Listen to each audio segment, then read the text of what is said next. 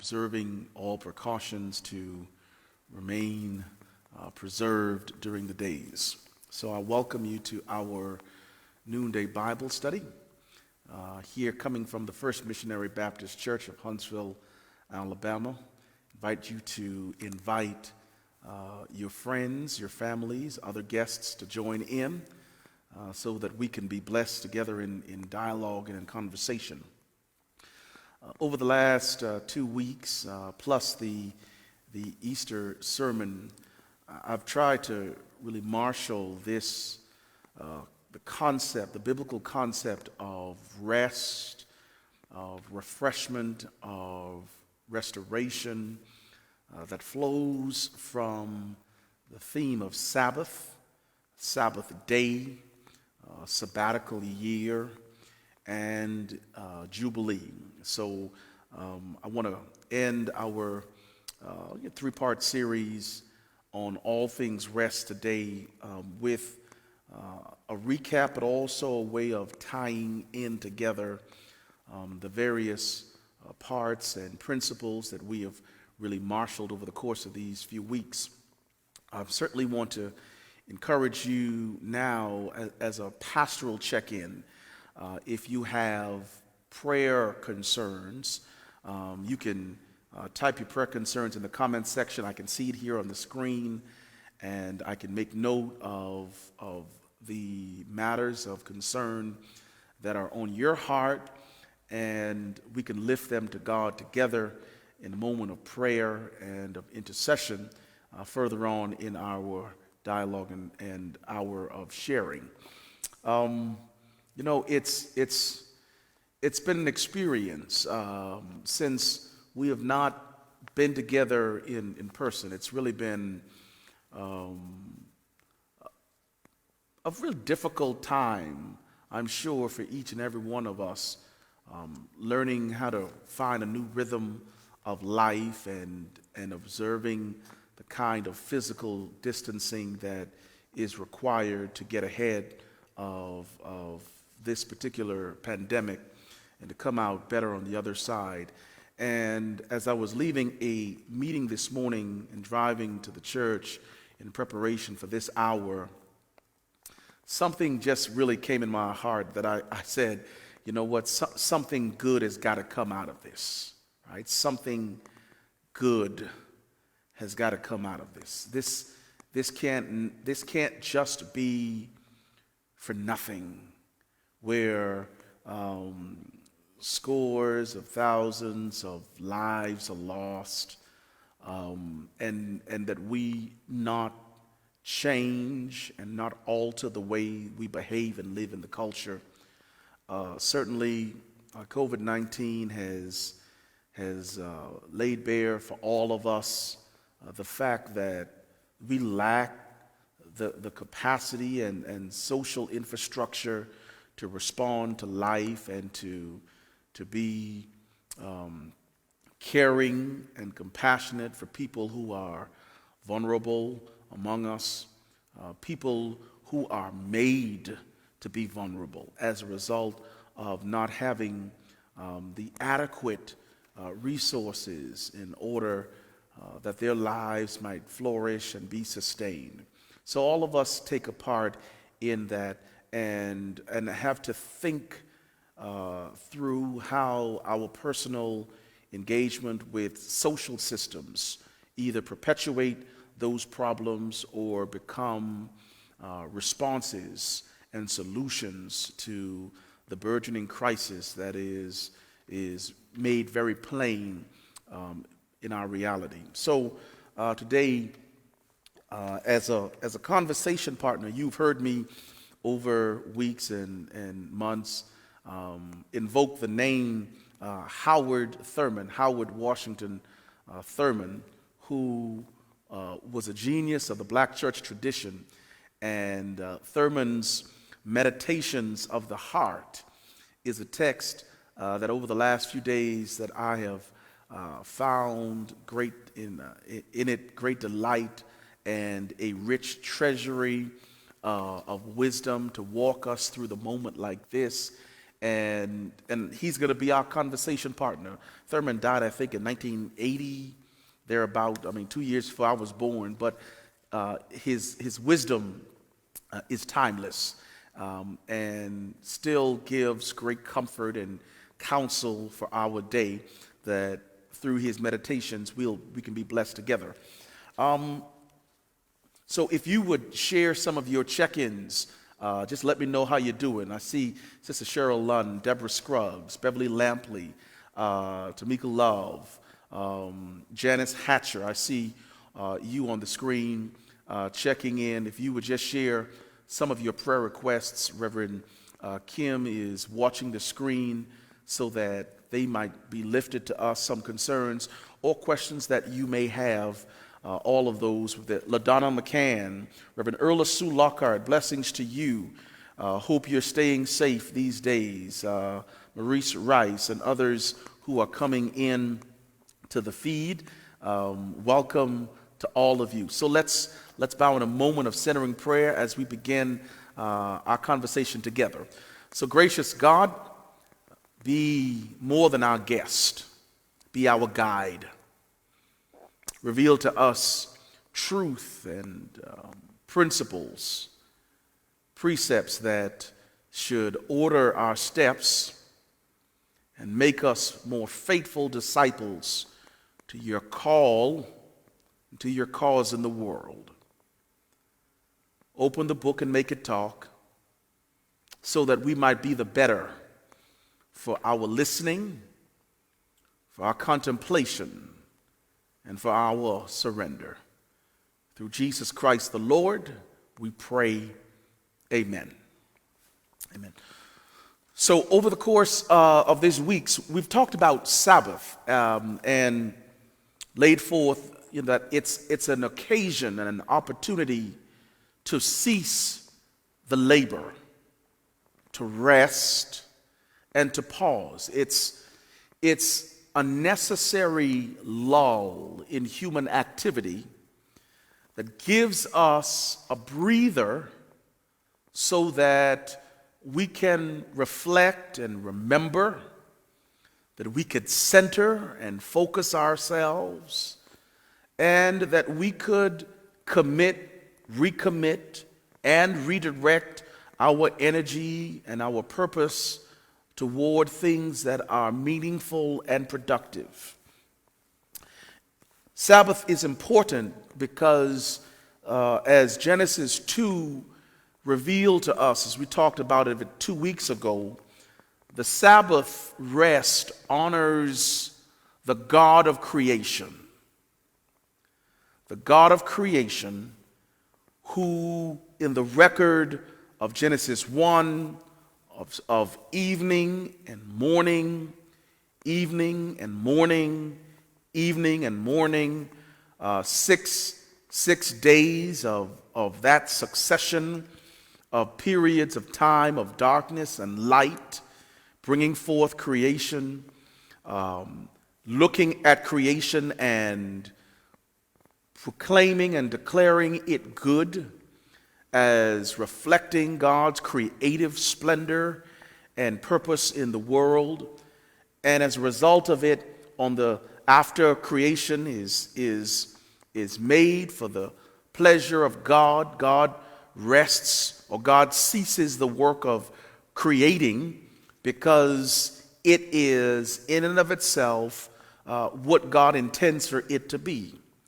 And so the cessation of work is an honor of the God of creation, who has given us creation for its enjoyment. It's important to observe the rest because Sabbath teaches us we are like God, but we are not God. Right? That's important. Sabbath teaches us that we are like God. We reflect the splendor and the creativity and the genius and the brilliance and the diversity that God intends and that God has bestowed upon us in the order of the world. But make no mistake, we are not God. right? That must be clear. We are not God. And so the honor of creation and the God of creation in the Sabbath gives us the sense that we still need a more powerful agent, a more powerful being who will give us the strength for us to do what God calls us to do. And that's an important thing. It's also important because the Sabbath remembers acts of deliverance. So you remember in Deuteronomy chapter 5 that we lifted 2 weeks ago, as they are on the precipice of their going into the land of Canaan, and as their most iconic, the most iconic leader of ancient Israel, Moses, is recounting for them the law, the Decalogue, the Big Ten, that they are called to remember. He says you ought to observe it as an act of honor of the God of creation, but also as an act of remembrance of God's mighty deliverance toward them. Their cries in Egypt was heard by God. God responds. God enlists the care of one who is going to articulate God's liberative and emancipatory plans for Israel, even to the Egyptian power, and they are set free, and they go out, and they, wander, and they now come to the place where they're ready, after 4 decades, kind of ready to go in. They're reminded every time you pause, you're also bearing witness to your deliverance, to what God has done on your behalf, and that ought to be significant for people to remember and to recall. So the day of Sabbath rest becomes a year of Sabbath rest. So the rest of the body, of the personal, of the individual is not privatized to the point that it does not encompass and include other being or even parts of the created order that deserve some renewal and refreshment as well. So the day goes into year. The sabbatical year, in that sabbatical year, 2 things were prominent.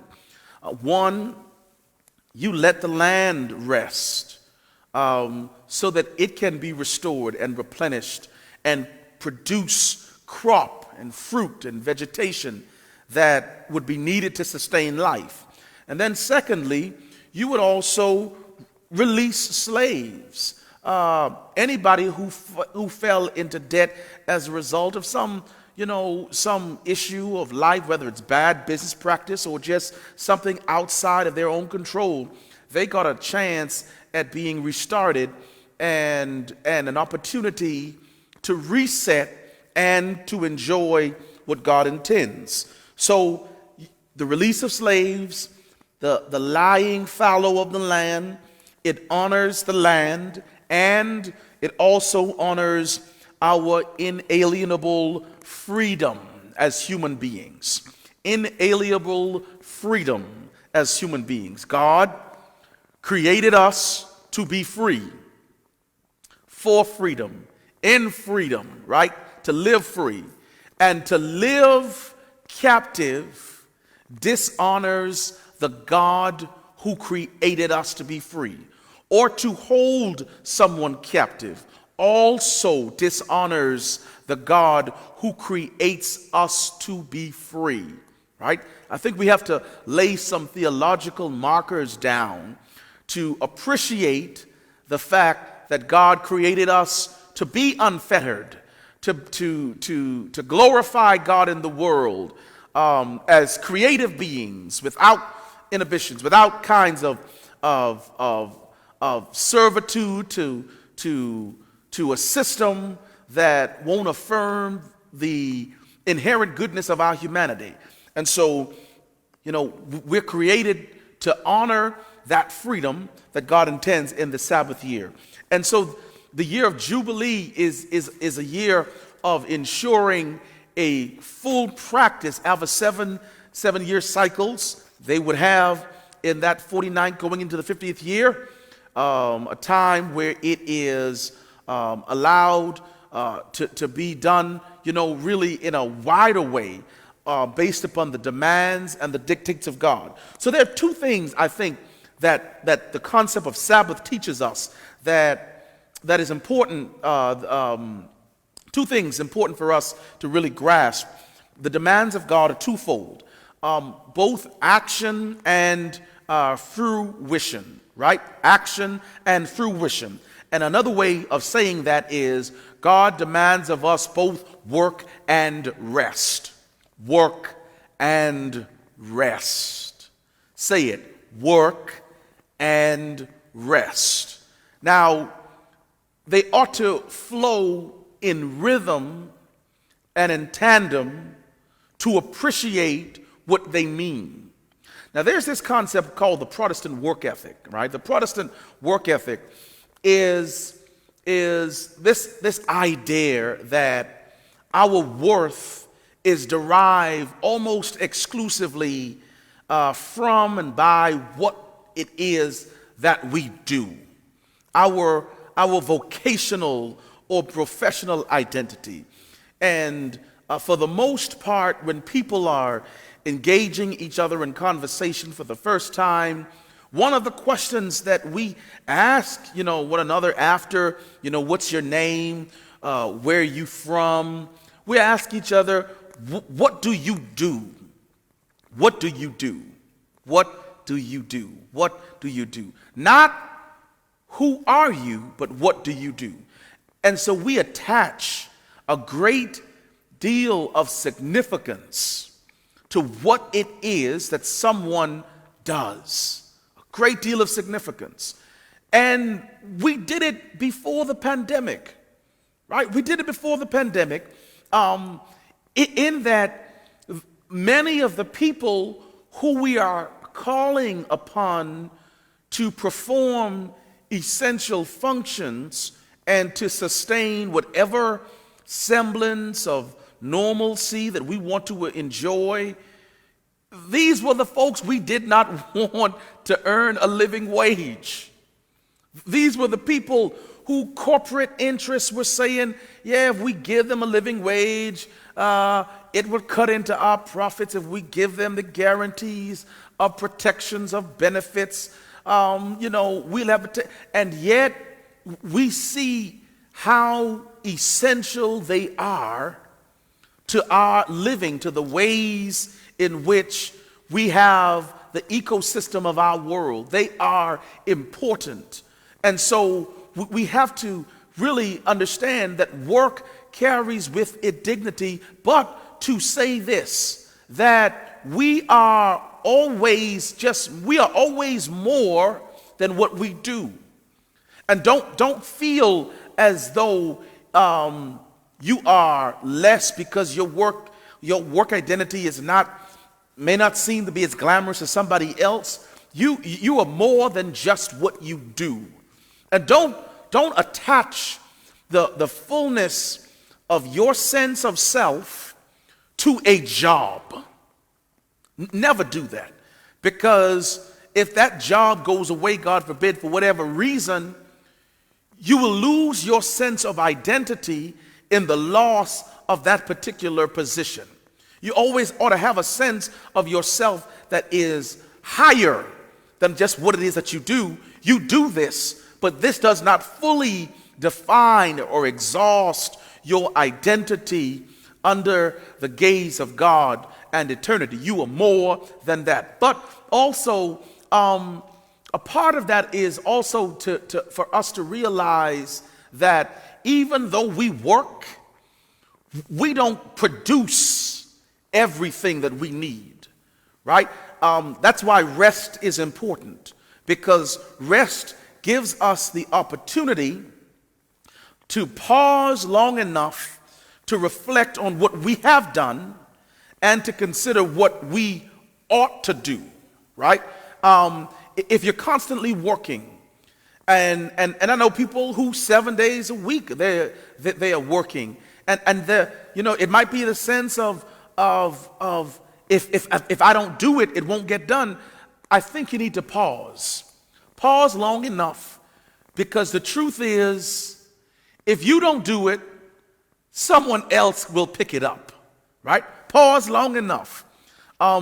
Take yourself important, but don't take yourself that important, that you are the only one who can do it. Listen, there are a whole lot of folks who would step in and do what you're doing. So learn to rest. Learn to rest. Can I say it one more time? Learn how to rest. Learn how to rest. Okay? Learn how to rest. I used to, joke with pastoral friends about the expectations that befall pastoral leaders to always be on and never off, and how guilty pastors can feel when we do take the time to rest. Even when pastors are sick, they'll still show up to work and still show up to preach and think that it's something honorable in showing up sick and in pushing through and showing how strong. And listen, rest. Because if you do not learn how to rest your body will rest you.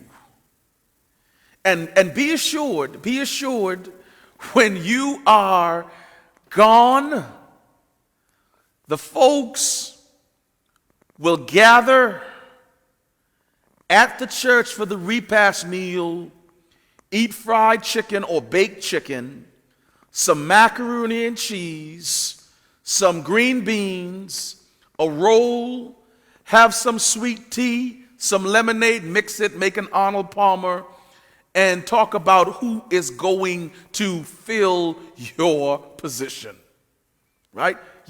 You're not called to burn out like that. You're called to maintain a sense of rhythm and harmony and balance. It's okay to do it. And I had to give myself the permission to do it, to rest and to receive the care. And that's why I'm really grateful that so many of you in these last weeks have expressed your concern, and offered your prayers for me, for the family, and you've taken notice of all that we and the staff are doing to keep us connected and to keep us moving forward. But even we at our points need our time of pause to be refreshed and to be restored and to be rejuvenated. Here's why it's important.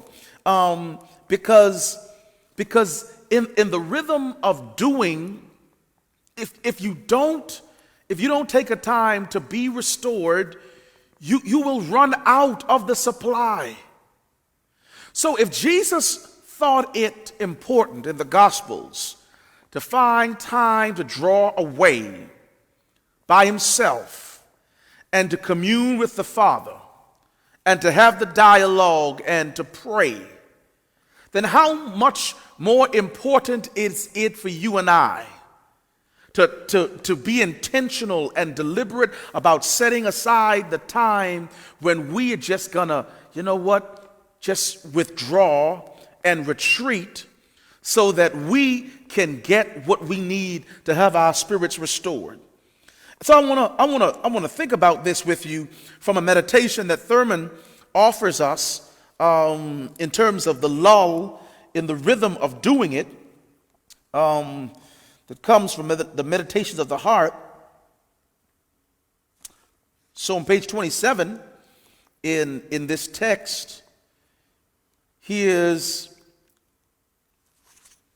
going to talk about how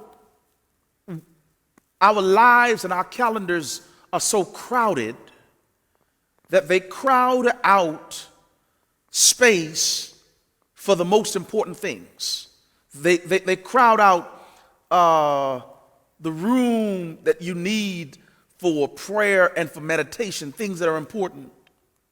So he says the place of prayer and meditation in the life of modern people is limited and hedged in by the multiplicity of details to which attention must be given as a normal part of daily experience. We got a lot of stuff we have to attend to, and they come to us with a daily rhythm. It is true that in some sense, a person's whole life may be regarded as his or her prayer. So ordinarily, what a person does, Thurman writes, is an expression of his or her intent. What you do is an expression of your intent. And your intent is the focusing of your desire, right? What you do is an expression of your intent, and your intent is the focusing of your desire. And your desire is the prayer of your heart, right? That what you end up doing is a result of what you intend. And what you intend is the focusing of the desire that you have. And that desire ultimately is the prayer of your heart. Now, if you're constantly crowded with activities, a to-do list, from the time you get up in the morning to the time you go to bed at night, from day to day to day to day, when do you have time to really tend in prayer and in meditation to those things that should be of paramount and of great significance to your own confession, your own commitments? When do you have time to reflect consciously, to bring things that are in your in outside of your peripheral view, in your blind spot, into clear focus, so that you could see and really think about it, focus on it, examine it, scrutinize it, and see whether this is what you want to be praying? That's the question. You know, to ask, is my doing reflective of the kind of prayers that are in my heart? Now, Thurman says it is, right? That the doing is an expression of the intent, and the intent is the focusing of your desire, and the desire, that's the prayer of your heart. And you have to ask yourself, do you like the prayer of your heart? Is it something you want to change? And the way to do it is to pause in the lull of the moment. For that's really what the pause is for, to give you a period of necessity and urgency so that you could step into what Thurman would call the healing waters of silence. Yeah, the healing waters of silence. Now, this is the great struggle for us, because we gauge and measure productivity in the doing, not in the being. We measure it more in what we do, more than who we are. And I want us to think differently about it and set a different and a new starting point for our living. Not the doing, but the being. For if we could get the being together, then what flows from the being would be consistent, right? The doing would be consistent with the being if we could center the being. Because if the doing is inconsistent with the being, it's just pretending, right? It's just pretending. And this is the wholeness that Sabbath and rest calls us into harmony and into rhythm with, right? A whole sense that our being is informing our thinking and our doing, that the sum total of it, that they are always congruent, never inconsistent. Because if they are inconsistent, then there is some misrepresentation in our lives. And the ultimate aim is for there to be a sense of wholeness in all respects of who we are. Not perfection, but a deliberate attending to the parts that are inchoate in our spirits, that when I pause long enough to reflect on my activity of the last 6 days, I want to ask myself, is that a worthy offering that I want to give to God? Is that what I wanted to offer God? Is it my best? Is it my most faithful and most genuine? And is that my sincerest attempt at trying to live under the light of eternity? Or have I been driven so much by what I think the bottom line ought to be? Driven so much by whatever the external standards might be set that I missed what is genuine in me and failed to represent that in a way that I hope that God would accept and affirm. I mean, I'm thinking aloud with you, right? Because if you're constantly going and you don't pause, you won't have that moment of self-evaluation. You would just think about it and operate on autopilot, where the mechanics of memory lead the way rather than a genuine desire to be in rhythm with God.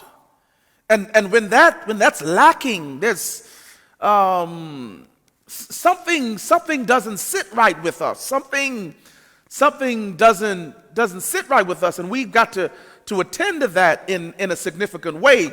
And so we have to learn how to rest in it. So Thurman would ask this in one of his meditations.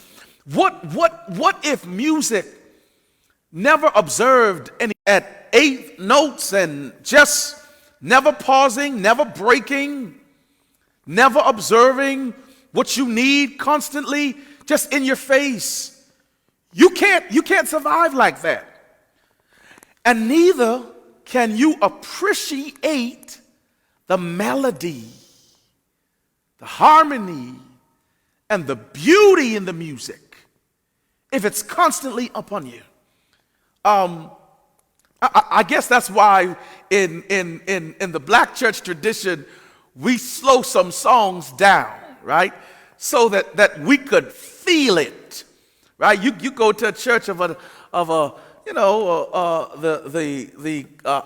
white brothers and sisters, and they'll sing, the hymn standard, Amazing Grace. Amazing Grace, how sweet the sound. But then you come to a black church, and we're going to slow it down because we need to feel it. And we would go, Amazing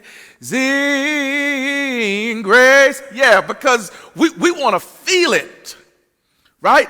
And that's the lull in the Sabbath rest to give us what we need to feel and to come in rhythm and in harmony with the genuine within us.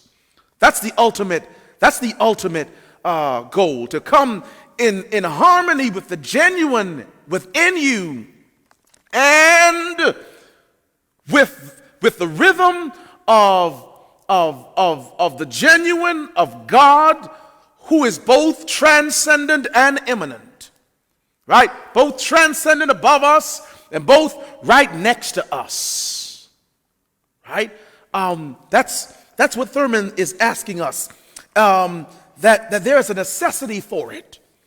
And it's something that when you learn to practice it, beloved, you will discover how much your soul needed it and how much your soul missed what it didn't get, right? When you learn to practice it. But then also, as Thurman would go on, in rest, we see clearer. We see clearer. We could see things that you did not see before in the time of rest. I want to take us to another meditation, because the lull and the rest lays bare for us who we really are if you do it right, if you do it intently, if you do it with some integrity. The quietness, the cessation of activity, the pause and the break will expose more than what you try to curate. This is important because much of what we see in our profiles in the world and in the realm of social media is what we curate. It's what we produce in order to present what we consider as worthy of exposure, right? We present our best, and because we want our lives to reflect, hopefully, what that is. But the lull in the rhythm of work and rest is the opportunity where we let God, well, not let God, because God already sees it, but where we consciously exposed what we have previously concealed, right? It's when we constantly let expose what we have previously concealed, even the ugly things in us, Thurman writes, that we almost instinctively seek to hide and to cover up. Because presenting false images of ourselves do nothing for our inner life. Presenting false images of ourselves do nothing to help us grow and become better. They only perpetuate deficiencies. So we hold nothing back. We seek refuge behind no protecting screen or darkening shadows, he would go on to say. We do not keep back the unsightly from thee, because we cannot trust thee. We dare not run the risk of being fraudulent in the presence of God. Yeah. We dare not run the risk of being fraudulent in the presence of God. Yeah. My God. Yes. It reminds me of the words spoken by this South African Episcopalian priest, woman Renee Auguste, whose work among poor and indigent people in the township of Guguletu in Cape Town says that asking the question, is today the day that I am going to be exposed for the fraud that I am while I'm trying to become all that God wants me to be? Right? And this ought to be what we are thinking about, that you don't bring curated manufactured offerings to God, that you give to God only what is genuine, even if that genuine does not look as good and glowing as someone else's genuine. Yeah. Right? This is because, I mean, think Paul, think about strength being made perfect in weakness. Think about his inabilities, and yet God being able to do something incredible out of those weaknesses, because the Protestant work ethic thinks that we always got to be strong. We always have to produce something that looks good. And only in doing that do we glory in ourselves. We glory in our ability. We glory in what we produced. We glory in this is our work. This is our doing. But the Sabbath rest, the lull and the rhythm that comes with rest says, no, I glory in God. Despite what it looks like, broken, fragmented, struggling, right? Weak, beleaguered, tired, worn. I'm going to rest in Him, because that's enough. That's enough. That's enough. I'm going to rest in Him. And whatever shortage there is, whatever lack there is, I believe God to be sufficient to make up the difference. Yeah. There's that stanza, I think it's that last stanza of Jesus paid it all, that goes something, and then I stand in Him complete. I think there's a line in verse in that stanza, that gets at it, that we don't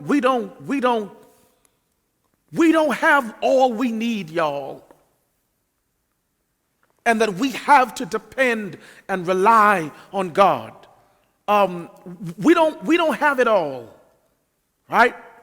And so it says, and that last stanza, and when before the throne I stand in Him complete. Jesus died my soul to save, my lips shall still repeat, right? There is this rich theology that apart and aside from God, I cannot stand complete. But in God, yes, I have what I need. I have what I need.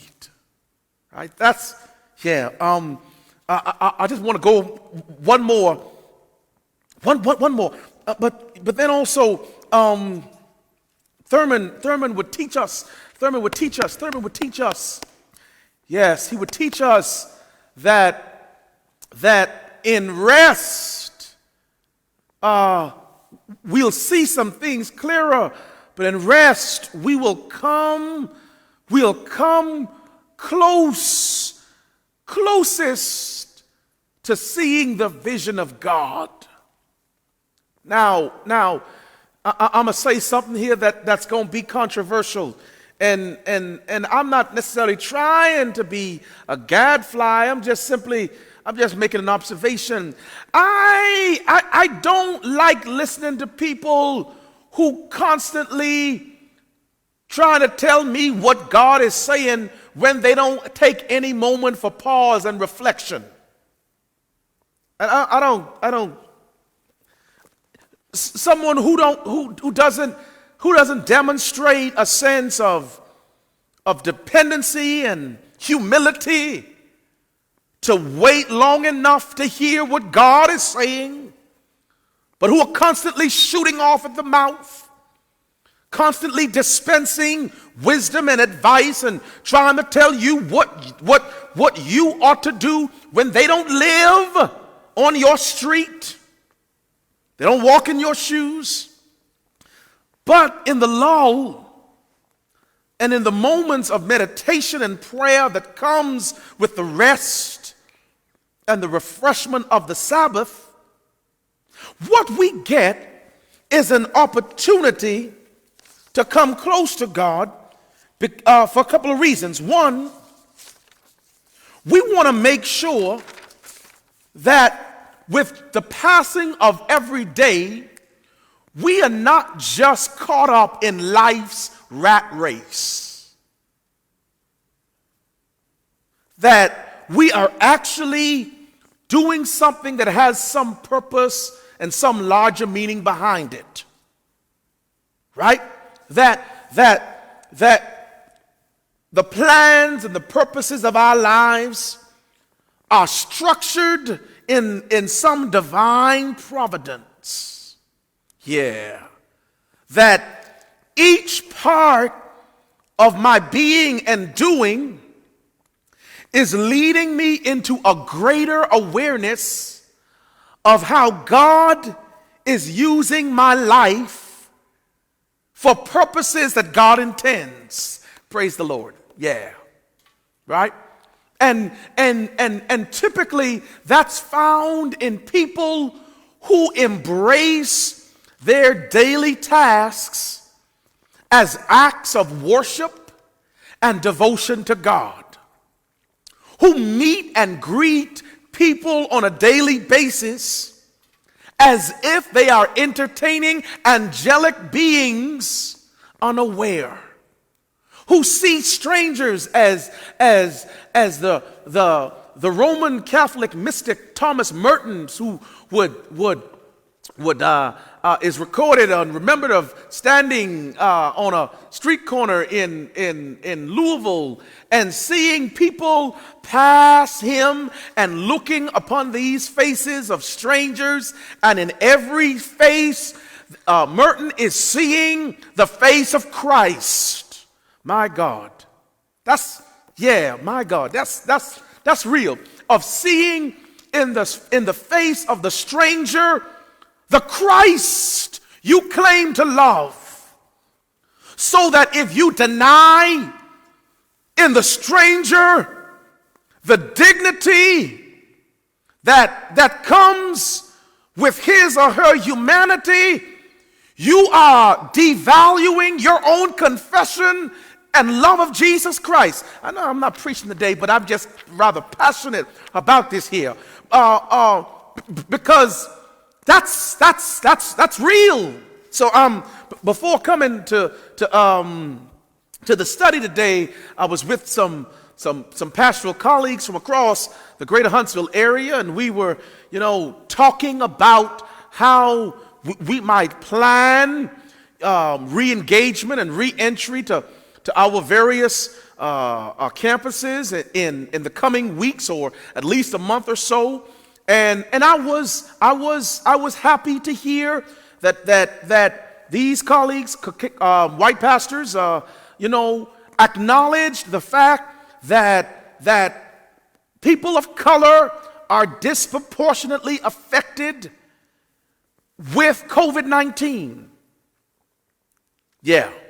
And in the number of cases and deaths, it was refreshing to hear it.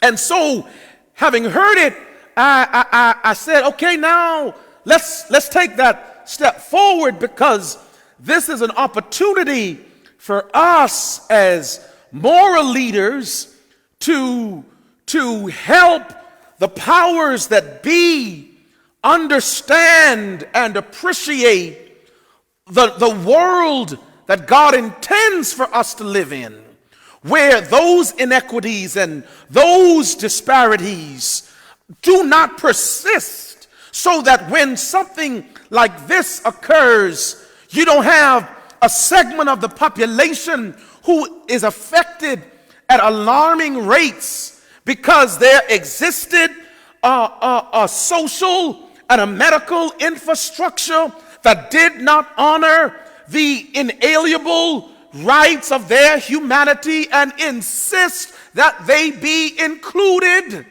in the safety net for their own protection. Yeah. All right, this is helping me. Now, I want to bring this in these last moments, because as I began with leaving the parking lot of First Baptist Governor's Drive to come here, I kept saying in my heart and kept intoning, something good has got to come out of this. Now, this is not wishful thinking. This is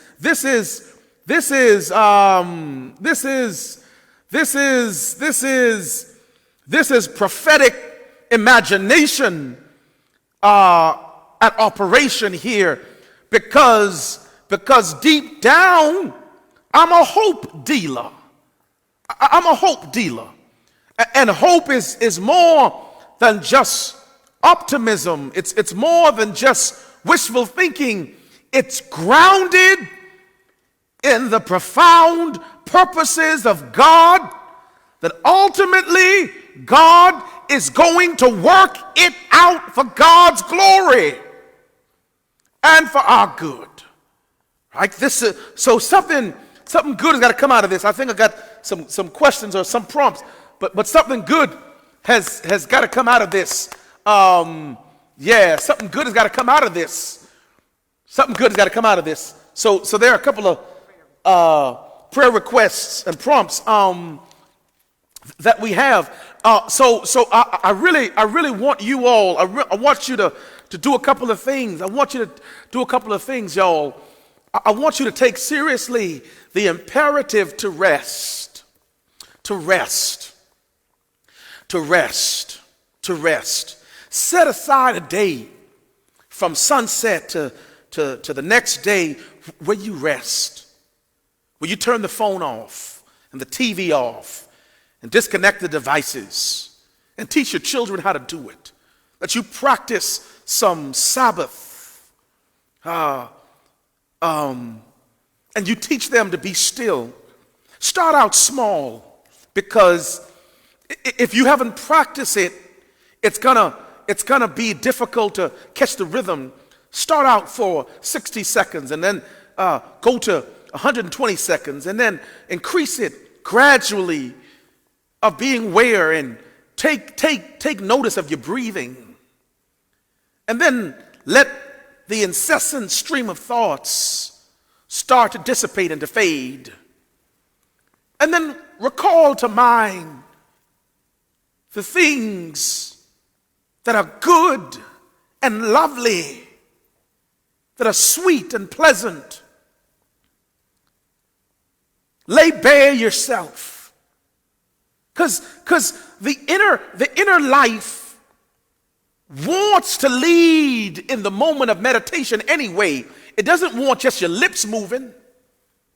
Your heart wants to lead the conversation, so that even if your lips never speak, your heart still raises petitions to God.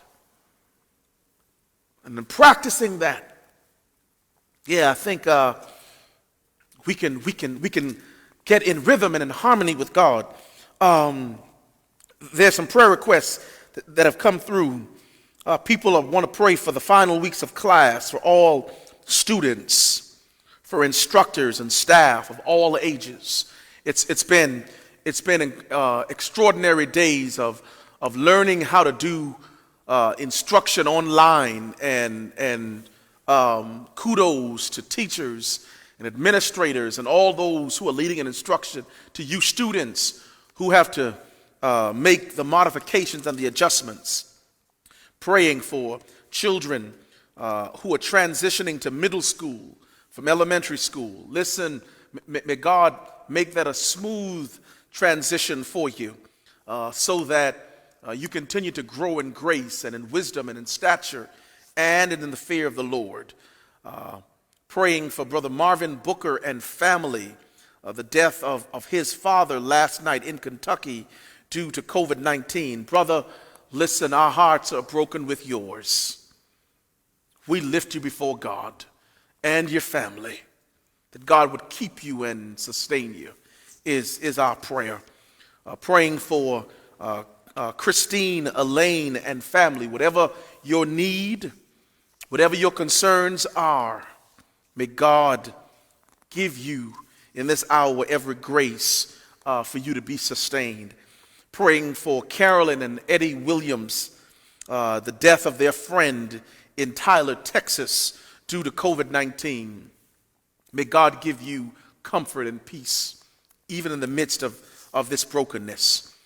Praying for the Carrington family, mother-in-law with medical issues. May God give her every grace, every strength, everything she needs, and the family, for her to be sustained and to be healed and comforted.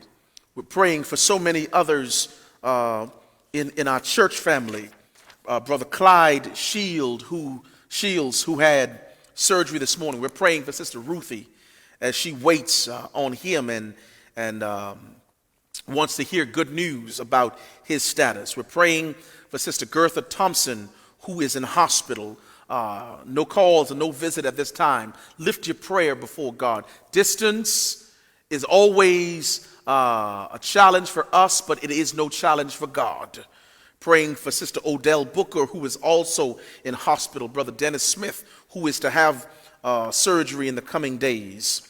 We're praying for Brother Ferdinand Carlos Goings, Sr., the death of a brother, Deacon Huey Thompson, who lost a sister-in-law in Maryland to COVID-19, and his brother is diagnosed and is battling COVID-19.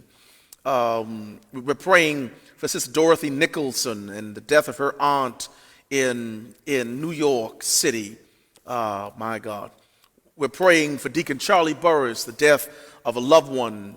We're praying for all of you these days, that God would keep you, that God would sustain you, that God would preserve your life. These are trying times, but trying times do not leave us without hope. God is still with us and still restoring us.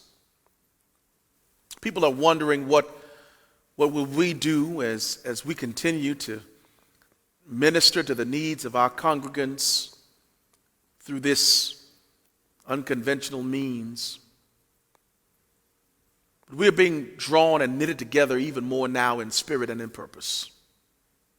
The hope is that the real church rises up and that we live in meaningful ways to the glory of God. This evening, our children and youth will be in Bible study at 6:30 on Zoom. And so look forward to seeing them. I was delighted to jump on to Zoom on Sunday at 11 o'clock to see them in their Sunday school class. Tomorrow evening is the Pastor and People Virtual Cafe. If you have not signed up, you can sign up. If the space is already full for this week, they'll put you on the list for next week. We want to have some conversation so we can check in with each other. And then on Saturday at 10 o'clock to noon, you can drive by the church, and if you want to make it a family affair so that you can come and receive your communion curbside, drive-through pickup, you can do that. And I want to greet you so that you can be prepared to go with us to the Lord's table on Sunday morning. We are also putting together a committee that will devise our strategy and come up with our plan for how we can engage in re-entry. But as of now, we don't anticipate resuming any in-person activities before the end of May. We really are concerned to keep you safe and to ensure that you are being preserved in these days. Know of my love for you, my family's love for you. Know of our gratitude and our thankfulness in the ways that you have shown your affection and affinity to us in the celebration of an anniversary. May God continue to sustain the disciple membership of First Missionary Baptist Church and all who are connected to our witness to his honor and to his glory. Amen. The blessings of God the Father, the Son, and the Holy Spirit rest upon you now. Amen.